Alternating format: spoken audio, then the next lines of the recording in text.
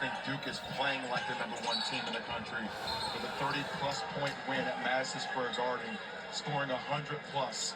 I mean, just absolutely dismantling an Illinois team that is talented and is going through some issues with health. But still, I mean, they are loaded with talent. Nobody was expecting a 30-point win. That was some of the chatter in Kansas shoot around today. Some of the coaching staff saying, oh, I mean, did you see what happened Saturday at the Garden? I mean, when you get a chance to watch Duke play just defensively when everybody's down in the stands, they cover the entire width of the court. That's how long, athletic, and connected they are in the defensive end. It's 6'5" everywhere. Good entry, and Dickinson draws a foul that he insists is a shooting foul on the feed from Ryland Griffin. Let's see the replay on that, see if the ball touched the backboard. If it touched the backboard and then got hit, it should be an and-one. Some pass over the top. That's what they worked on a ton today. Oh no, that's a clean block. Yeah, so he was saying it was goaltending. You do love the pass by Riley Griffin. They worked on it a ton, throwing it over the top, and good job by Dickinson keeping the ball high. Big man at home. Do not drop the ball. Just like Dickinson, keep the ball high. Less distance between you and your target for an easier leg. Because then you're reaching in there. Exactly. You see Big do that. You bring the ball down, you're bringing it down to the size of the guards who are down there raking at it. Well, Dickinson was good on both, and so he's got 11. The lead is 8 for Kansas here on the road. And got that, gives it up to Julian Hammond, leading scorer at 13 a game. And now Felix Caceres, true freshman from Montreal, part of this deep team for Tad Boyle. Dak with a spin to the baseline, too strong. Battle on the boards, and it will stay at this end of the floor. The Buffaloes. So something we're going to talk about, and we're going to get the clip for you guys out of tape.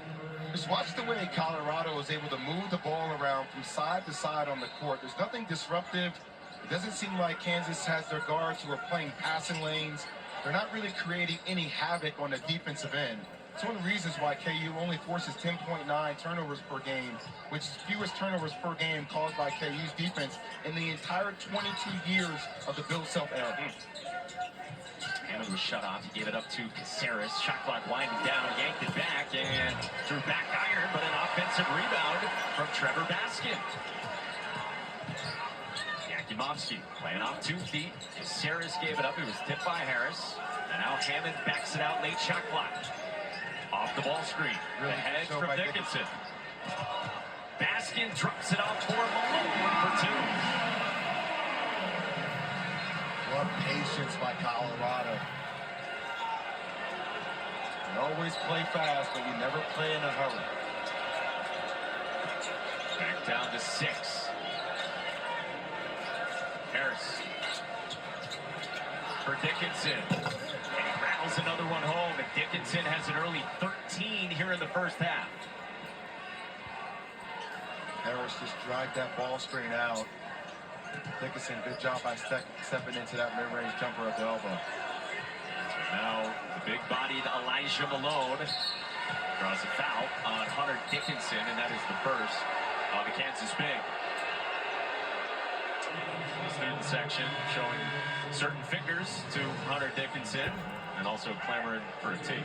Well, we talked a lot about Hunter Dickinson and ball screens. Really good job getting out there and showing on the ball screen here. But that little bump right there by Malone was great just to throw him off bounds. And they're going to be extremely physical with Dickinson. They're going to try to run him. They're going to try to be physical with him. They're going to try to throw him off his game in any possible way. Look for a ton of P&Rs at the top of the key for the way Colorado's going to want to attack Hunter Dickinson in ball screens. It's out of bounds on Felix Caceres. All right, question for you on what you were talking about with Kansas's defense. Is it personnel? Is it not as much length? Or is it just intensity from the people they do have? Well, to me, and you heard Christian Brown talk about this, he plays for the Denver Nuggets. He wants players that play for what's on the front of the jersey instead of the back. So I can hear all the excuses about the lack of athletic ability by some of the guards for Kansas. That's about intentionality, and that's about a sense of urgency on the defensive end. You know, it takes effort to get out in passing lanes. It takes effort to try to turn somebody a couple of times before they get to the half-court line, and that's how Bill Self's teams are typically playing on the defensive end. It's an off-ball offensive foul that goes against Colorado. Offensive foul, turnover. poured in 2 more, and he's got 15 and 5 here in the first half, and still 5+ minutes to Oh, go. I'm sorry. On the call, they went against Elijah Malone.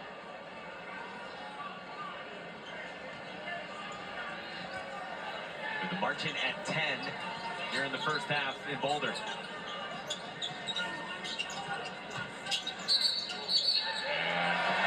What? Oh!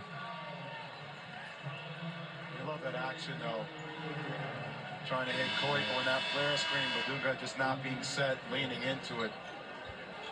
And 2 moving screens, back-to-back calls. You wanted catches by the refs. You wanted some rhythm in this game. How about you break down 2 off-ball offensive fouls? You excited about that? Just a little move there. I mean, look, my thing is the big has to be set. You're going to see in this flare screen right, like they're leaning into it. I don't know about that one. And there you have it. Colorado back with it. Trailing by 10. And Dak lost it. And it's a Buffalo's turnover. Turnover. Their 4th.